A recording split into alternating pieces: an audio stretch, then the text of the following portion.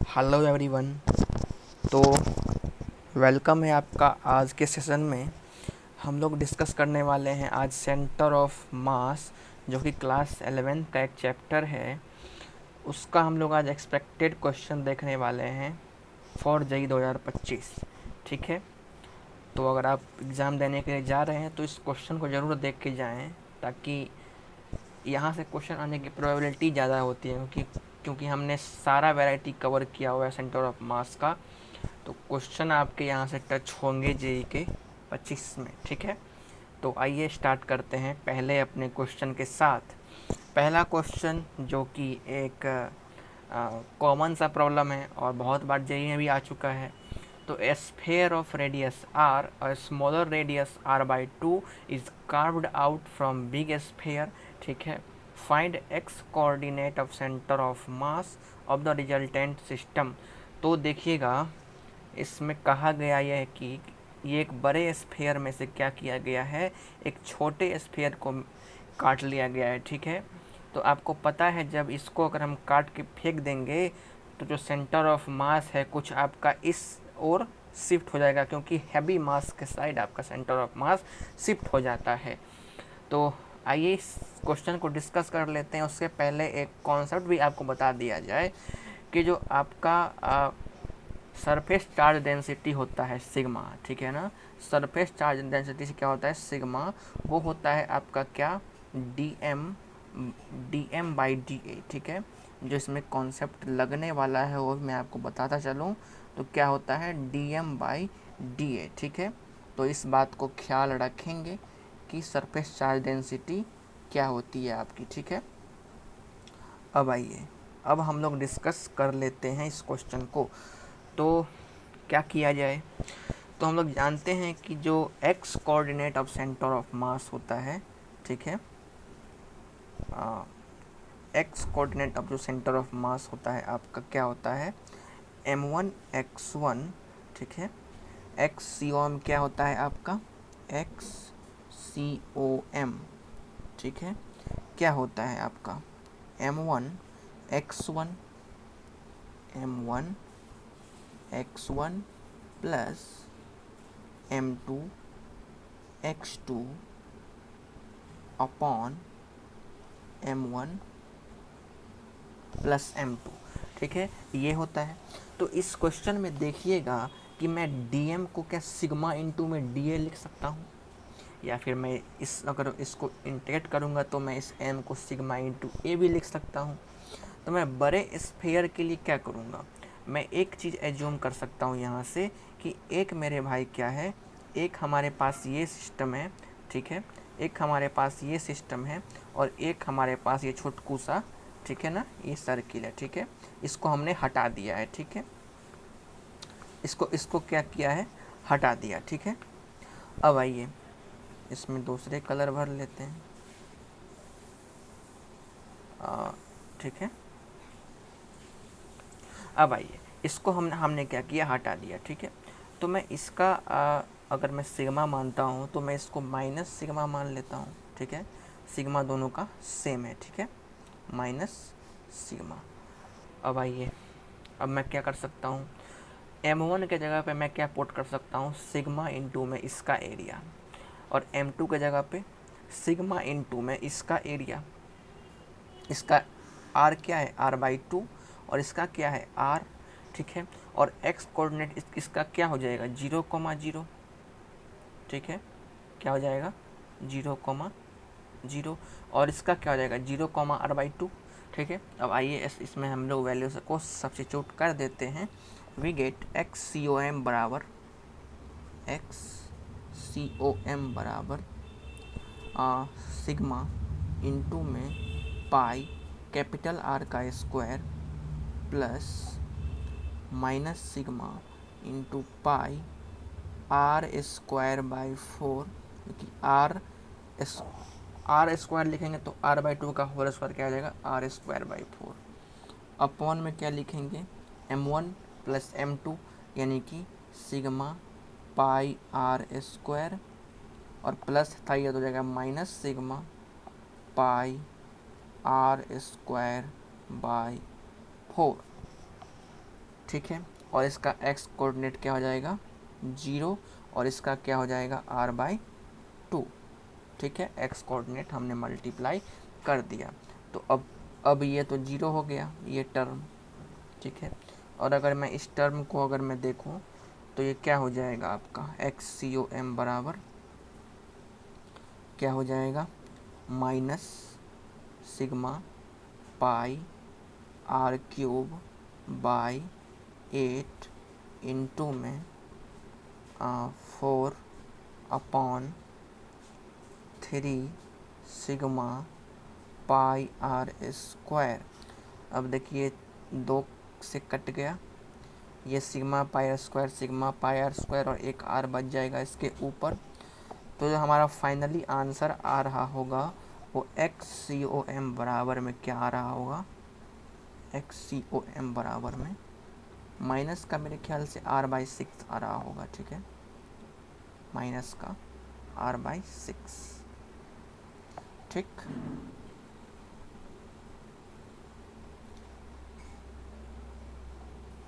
तो ये हो गया आपका आंसर। ये देखिए यहाँ पे r बच गया और ये 3 दूना 6। ठीक है, तो माइनस r/6।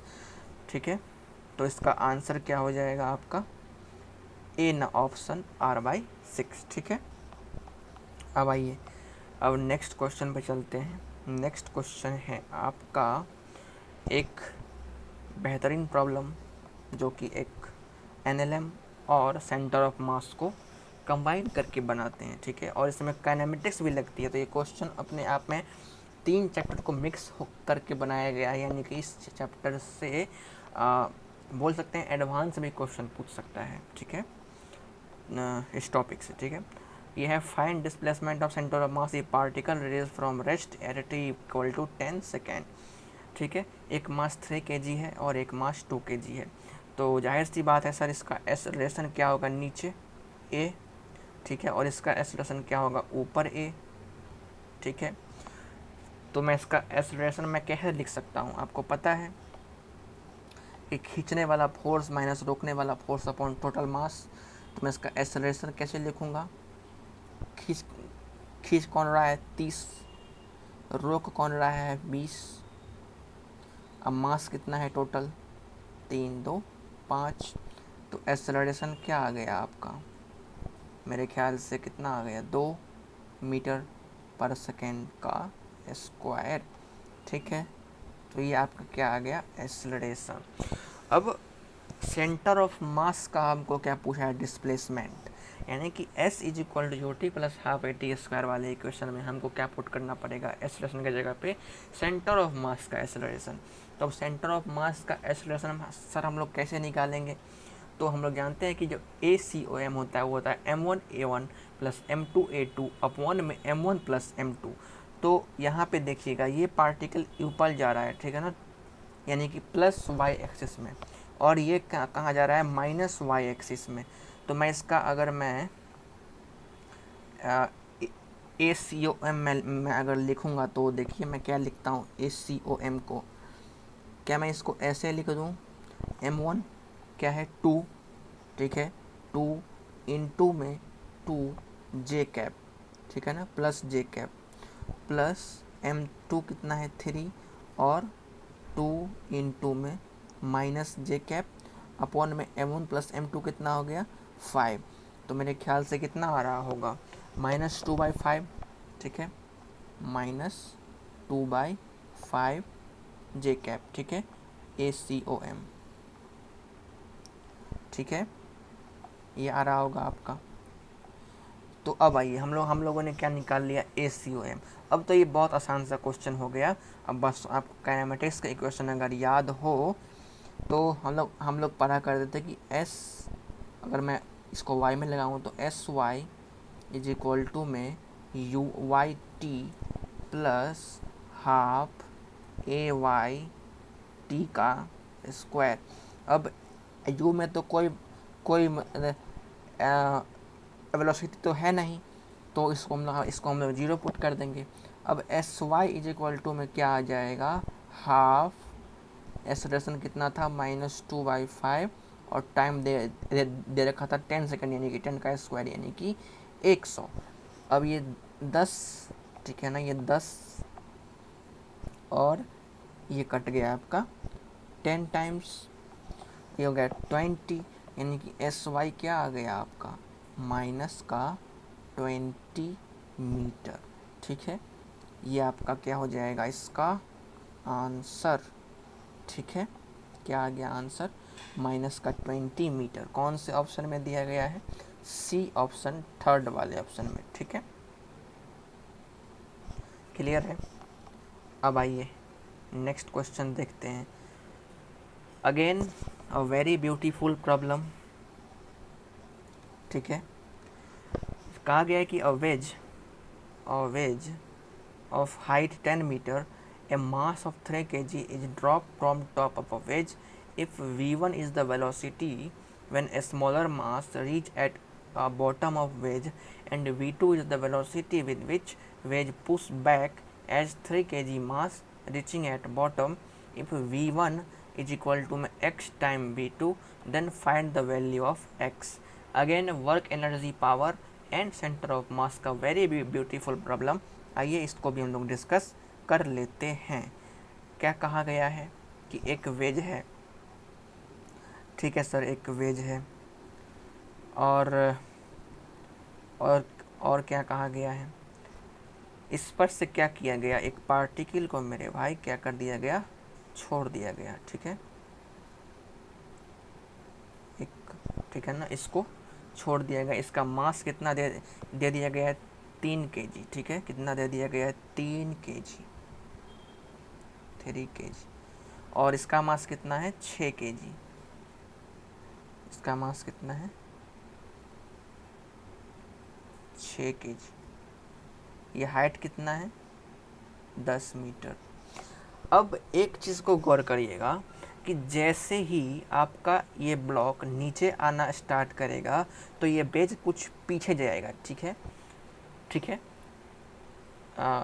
ये बात मेरे ख्याल से आपको क्लियर होगी, क्योंकि ये वेज क्या है, फिक्स नहीं है।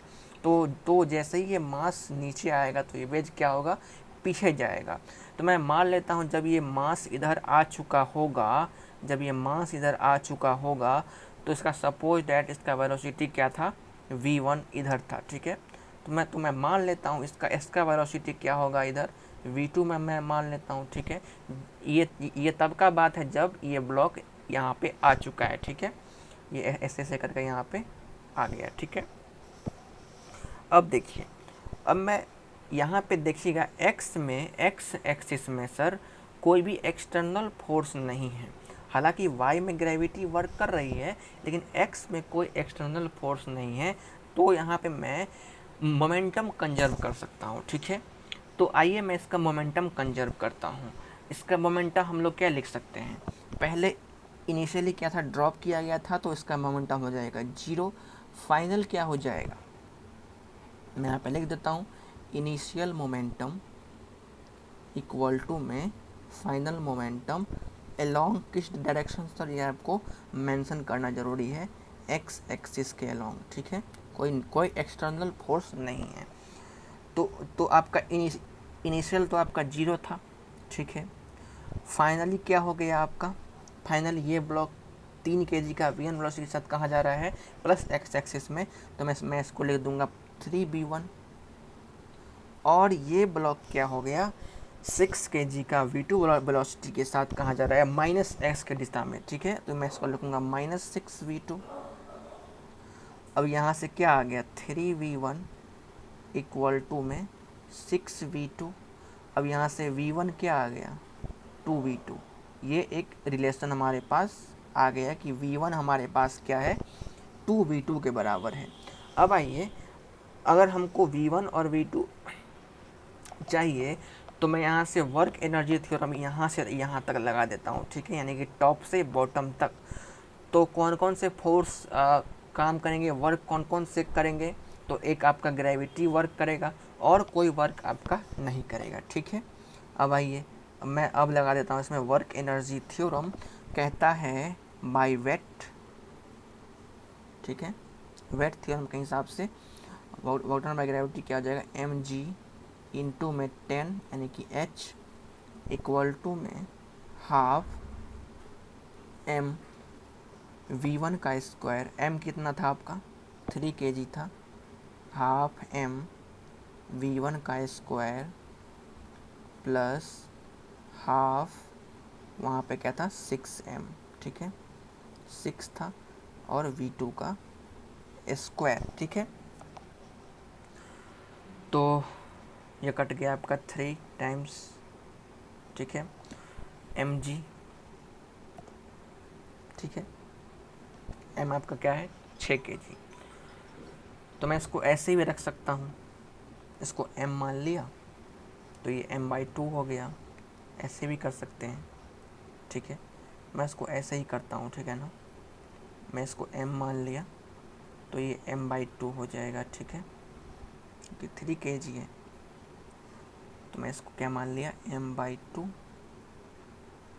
इंटू v1 का स्क्वायर प्लस हाफ इसको m और ये v2 का स्क्वायर। अब देखिएगा तीनों तरफ से m और m चला गया, ठीक है ये क्या हो गया आपका 100 इक्वल टू में v1 square by 4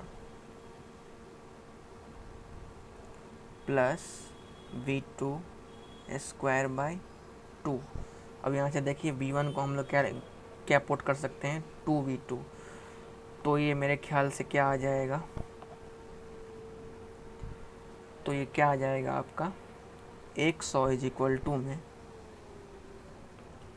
100 equal to हो जाएगा 2v2, ठीक है यानी कि 4v2 इसका स्क्वायर करेंगे, 4v2 का स्क्वायर बाई 4 प्लस v2 का स्क्वायर बाई 2। अब ये 4 से सर 4 कट गया, इसको अगर मैं गुना करूँगा तो ये आ जाएगा 100 इज इक्वल टू में 2v2 का स्क्वायर प्लस v2 का स्क्वायर यानी कि 3v2 का स्क्वायर बाई 2 यानी कि 200/3 इक्वल टू में v2 का स्क्वायर, ठीक है सर क्या आ गया v2 हमारा क्या आ गया 200, ठीक है 200/3, ठीक है v2 का स्क्वायर। तो v2 यहाँ से क्या हो जाएगा, इसका रूट हो जाएगा, ठीक अगर मैं इसका रूट ले लूँ तो क्या हो जाएगा आपका 100 गुना में 2 यानी कि 10√2 बाई 3, और v1 क्या आ जाएगा यहाँ से आपका 2 टाइम्स v2 यानी कि v1 आ जाएगा आपका 400/3 यानी कि v2 क्या आ गया 20 v1 था 20/√3, ठीक है यहाँ पर भी क्या आ जाएगा √3, ठीक है। तो मेरे ख्याल से ये आपको v1 v2 में रिलेशन मिल गया होगा। अब उसने क्या कहा आइए वो देखते हैं,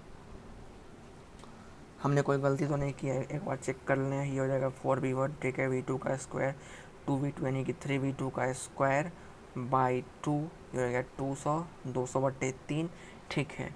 आइए अब एक बार देख लेते हैं इसको, तो ये क्या हो जाएगा v2 बराबर में कहा गया है कि v1 बराबर में x टाइम v2, तो हमारे पास v1 क्या आया v1 इक्वल टू में x टाइम v2, v1 क्या आया 20/√3 इक्वल टू में x टाइम v2 कितना आया 10√2/√3, 10√2/√3।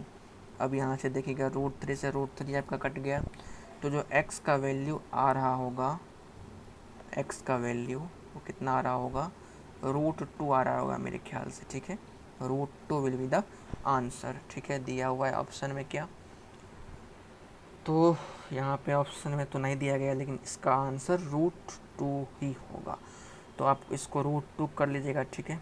√2 या आपका सी नंबर ऑप्शन हो जाएगा इसका आंसर, ठीक है। अब आगे बढ़ते हैं। नेक्स्ट, अगर कोई कैलकुलेशन मिस्टेक अगर हो गई होगी तो आप लोग देख लीजिएगा, हालांकि आंसर मेरे ख्याल से यही आएगा, √2, ठीक है। अब आइए, ये भी एक बेहतरीन सवाल है वर्क एनर्जी पावर और आपका सेंटर ऑफ मास का, ठीक है। तो आइए इसको भी डिस्कस हम लोग कर लेते हैं। क्या कहा गया है कि वेज ऑफ मास 2m दिख रहा है और mass m is try to reach on the wedge, ठीक है। यहाँ पे चढ़ने का प्रयास कर रहा है in the diagram. Find the maximum height of the particle of mass m can achieve, यानी कि वो h मैक्स कितना जा सकता है वो हमको क्या करना है सर, बताना है, ठीक है। अब आइए क्या करेंगे सर, सबसे पहले तो हम लोग क्या करेंगे, मोमेंटम कंजर्व कर लेते हैं, ठीक है। दिखाई में आ रहा है सर यहाँ पे कोई एक्सटर्नल फोर्स नहीं है, तो मैं लिख सकता हूँ initial momentum is equal to में फाइनल मोमेंटम, ठीक है। इनिशियली क्या था, m के साथ v प्राइम इक्वल टू में m b मान लेते हैं कि यहाँ पे जाके उसका वेलोसिटी b हो गया, ये रहेगा 2mb। तो अब ये हो गया यहाँ से m और m गया, तो ये हो गया v prime is equal to में 3v। तो एक रिलेशन आपका ये मिल गया कि जो v प्राइम है सर वो क्या है, हमारे पास 3v के बराबर है। अब हम लोग क्या करते हैं, simply work energy theorem apply कर देते हैं इसमें। तो इसमें मैं लिखूंगा वर्क डन बाय ग्रेविटी क्या हो जाएगी इसमें माइनस, क्योंकि हम लोग ऊपर जा रहे हैं, तो ये जाएगा माइनस का mg और h मैक्स, ठीक है। इसको मैं h लिख देता हूँ, h मैक्स को इज इक्वल टू में फाइनल काइनेटिक एनर्जी क्या हो जाएगी, हाफ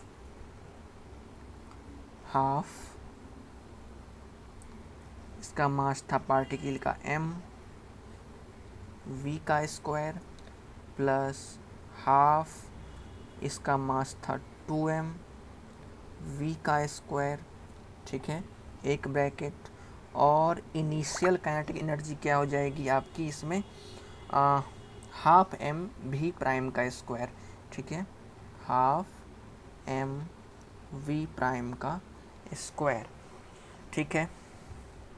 तो मेरे ख्याल से जो कट रहा है मैं उसको काट देता हूँ, यहाँ से m और m कट गया, ठीक है। यहाँ से क्या बचा आपका, माइनस का h max is equal to में ये हो गया आपका, ये भी कट गया आपका 2 से 2, तो ये बच गया आपका half v2 square plus v2 square, यानी कि क्या बन गया आपका 1 + 1/2 यानी कि 5/2, ठीक है। 5/2 v square minus half m, और मैं v प्राइम को मैं यहाँ से क्या पुट कर सकता हूँ, 3v, यानी कि इनटू में 9v का स्क्वायर, यहाँ पे मैंने m क्यों रखा, इनटू में हाफ 9v का स्क्वायर। अब देखिएगा यहाँ से, अब यहाँ से क्या होगा सर, अभी हो गया आपका माइनस का gh इक्वल टू में ये हो गया 9/2 यानी कि माइनस का 4v स्क्वायर बाई 2। अब देखिएगा यहाँ से, अब यहाँ से ये माइनस कट गया, यहाँ गया 2gh, ठीक है। यहाँ से ये भी कट गया 2 टाइम्स, तो यहाँ से मेरे ख्याल से क्या आ रहा होगा, v√gh/2, ठीक है। v क्या आ रहा होगा आपका, v क्या आ रहा होगा, √gh/2, ठीक है। तो ये हो गया आपका इसका आंसर भी। क्या हमसे b पूछा गया था, क्या हमसे पूछा गया था, h मैक्स पूछा गया था सर, आपने तो v निकाल दिया। तो इसके लिए क्या करना पड़ेगा, इसको स्क्वायर कर दीजिए, स्क्वायर कर दीजिएगा तो क्या हो जाएगा, v का स्क्वायर इज इक्वल टू में gh/2, तो h मेरे ख्याल से आ रहा होगा 2v²/g। अब आपसे किस टर्म में पूछा गया है, v प्राइम के टर्म में, या फिर v के टर्म में, वो तो क्वेश्चन पे डिपेंड करेगा। अगर आपसे v प्राइम के टर्म में पूछा होता तो आप यहाँ पे क्या पुट कर देते, यहाँ पे v को v प्राइम बाई 3 पुट कर देते, ठीक है। तो आपका भी उससे भी आंसर आ जाता। अब आइए हमारे पास नेक्स्ट सवाल, ठीक है। ये क्या हो गया इसको, ठीक है। हाँ, तो यहाँ पे देखिएगा,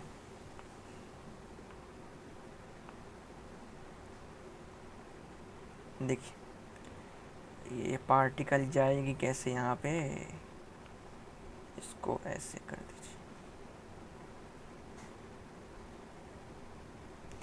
पार्टिकल जाने भी तो चाहिए यहाँ से, ठीक है। तो अब ये हो गया, यहाँ पे एक पार्टिकल रखा हुआ है,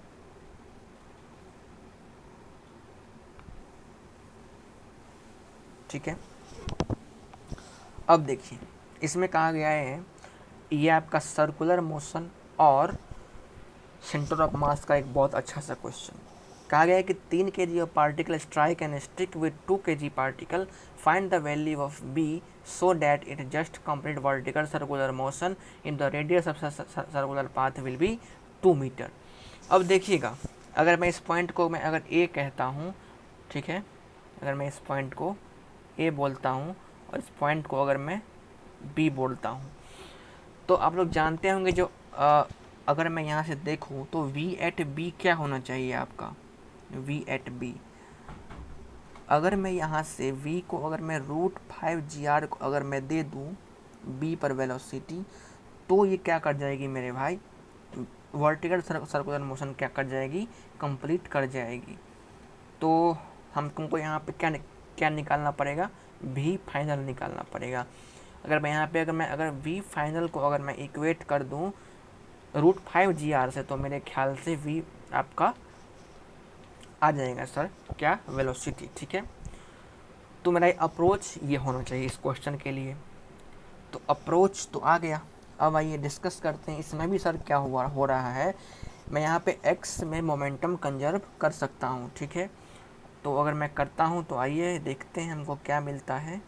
अगर मैं इसमें मोमेंटम कंजर्व करता हूँ तो क्या आएगा, इनिशियल मोमेंटम इक्वल टू में फाइनल मोमेंटम अलोंग x, ठीक है। अब इसमें मैं लिखूँगा क्या है, इनिशियल मोमेंटम क्या है 3b, 3 और क्या क्या दिया हुआ है v, ठीक है, 3v प्लस 0 और फाइनल क्या हो जाएगा आपका 3 + 2 5 टाइम v फाइनल, ठीक है, 5 टाइम्स v फाइनल। तो मेरे ख्याल से v फाइनल आप निकाल लिए होंगे 3v/5, ठीक है। यहाँ से ये आ गया। अगर मैं इसी को इक्वेट कर दूँ सर किससे, अगर मैं इसको इक्वेट कर दूँ अगर मैं √5 से, तो क्या आ जाएगी, वो वेलोसिटी आ जाएगी जिससे ये वर्टिकल सर्कुलर मोशन कंप्लीट कर जाएगा। तो आपको रेडियस कितना दिया हुआ है 2, ये कितना होता है 10, 20 पंचा 100, यानी कि इसका रूट क्या आ जाएगा 10।